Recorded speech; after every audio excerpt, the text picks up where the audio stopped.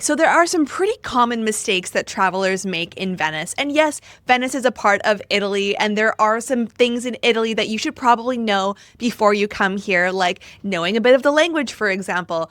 But I find that Venice really is an ecosystem unto itself, and there are some specific Venetian things that you should know before you come here. Hi, I'm Taylor with Travel Lemming, and I just spent 16 nights staying at 12 hotels all across Venice. I have a specific guide, by the way, to where to stay in Venice on travellemming.com. So if you're in the middle of planning a trip, if you want some specific advice about the neighborhoods, about where to stay, check out that guide. I also have specific YouTube videos for all of that content as well. It's all linked in the description box below, but I'm getting ahead of myself here. In this video, I'm going to share with you 15 mistakes that I have seen travelers make over my 2.5 weeks here in Venice, time and time again, to save you from the same fate.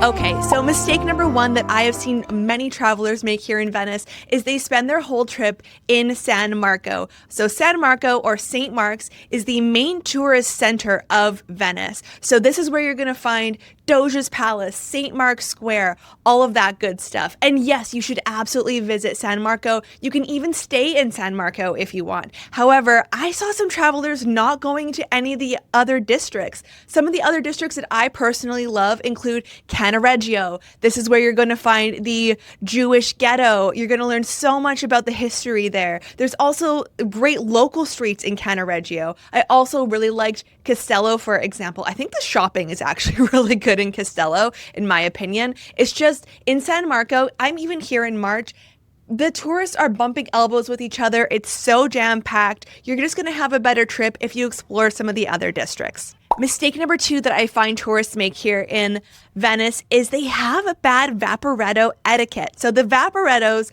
are the water buses, and they are going to take you all around the city. It does cost a little bit of money to take these. Right now, as of filming this, it's €9.50. However, some travelers just have bad etiquette. So one thing to know, always let people off of the Vaporettos before you get on.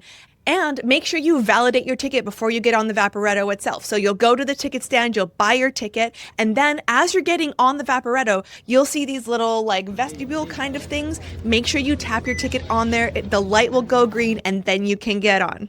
Mistake number three that I saw tourists make in Venice is they buy fake Murano glass. So if you know anything about the island of Murano, it's one of the districts of Venice. This is huge for glass making. And even when I was there, I actually went and saw a glass making workshop. So they were blowing glass there, they were making it. It was really cool.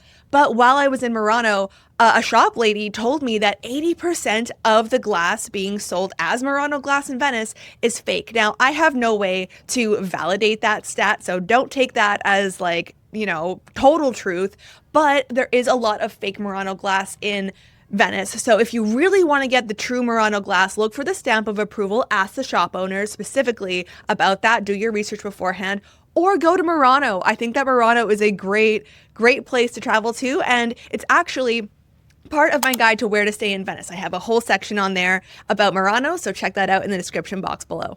Mistake number four that I see tourists make in Venice is they only stay for a day. I just don't think you can get the true essence of Venice unless you're here for a night or at least a few nights. Now, I've stayed here for 16 nights, which is more than most people stay when they come to Venice as a traveler, but I think that you can't see Venice in a day. I don't think it's possible. You need to see multiple districts. You need to see many of the main sites. Just stay for a night, stay for a few nights. Mistake number 5 that I see travelers make is they only treat Murano and Burano as a day trip.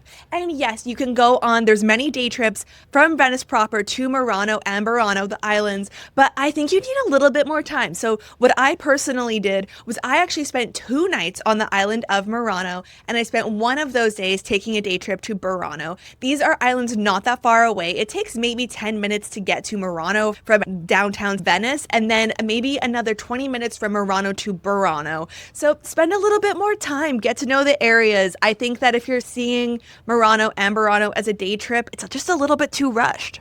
Mistake number 6 I see travelers make here in Venice is they don't try the cicchetti. Now, cicchetti is a local Venetian food. It's kind of like bruschetta in that you have a piece of like toasted bread, but cicchetti has all these different kinds of toppings on it. So you can get vegetarian ones, you can get salmon, prosciutto, you can get, I had tuna one, I had a salami one. There's all these different kinds. It's kind of treated as a midday after work snack. So you might have this around like, 3 or 4 p.m. You're kind of getting a little hungry. You'll have your Aperol spritz with a side of cicchetti, or you'll go to a Baccaro and you'll have a glass of wine with cicchetti. It kind of just helps to bridge the gap between lunch and dinner. Mistake number 7 is travelers don't book until the last minute. Venice is a very popular spot to come to, and whether it's your hotels or the main attractions, you need to book ahead of time. As soon as you know your dates for Venice, lock in your hotels. And by the way, like I said, I stayed in 12 hotels all across Venice. I reviewed each and every one of them. You can find the links for that in the description box below. But yes, book in advance. I have to stress that, or else you're going to miss on the hotel you want, or else you're going to miss out on the sites you want. So mistake number 8, and this is very specific, but I saw someone order a latte when they came here to Venice. And this is actually, it's Italy-wide. When you order a latte, you're essentially ordering a cup of warm milk. And that's, of course, if you're from North America, that's not actually what you want to order. And a lot of Italians know this too. The servers, when they're serving you, they're going to clarify cafe latte. And to that you say, yes, you want coffee with your warm milk. So instead of a latte,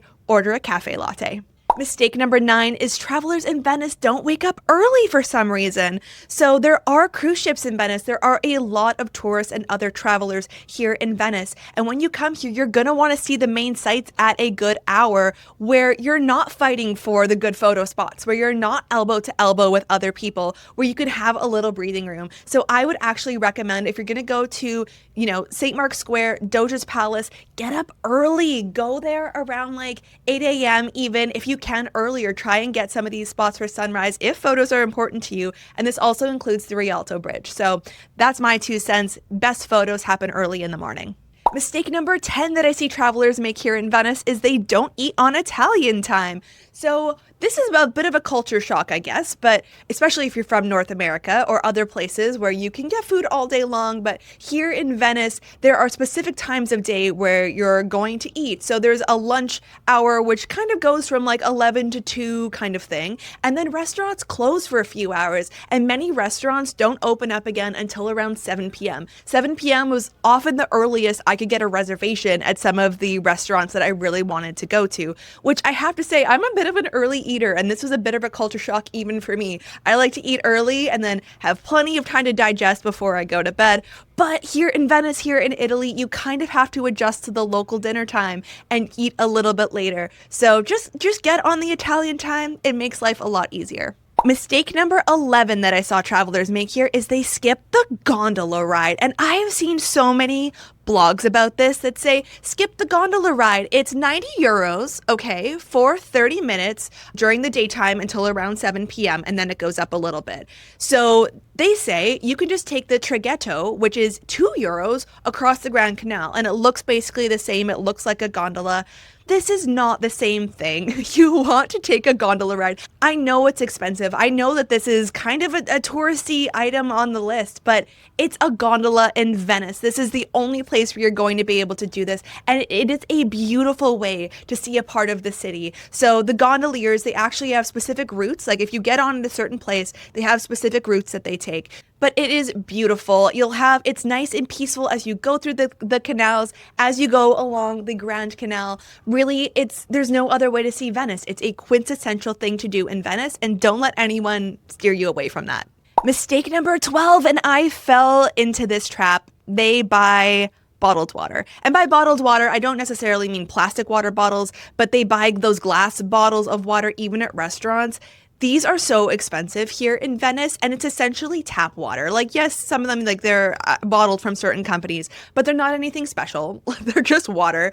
And there are fountains for water all over Venice with water that you can drink. They're clean. The water is perfectly fine.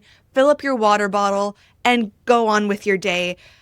It's just I've spent so much money just drinking bottled water at these restaurants, and I don't feel super good about it. So that's my 2 cents there. Mistake number 13 that I saw travelers make in Venice is they overpack.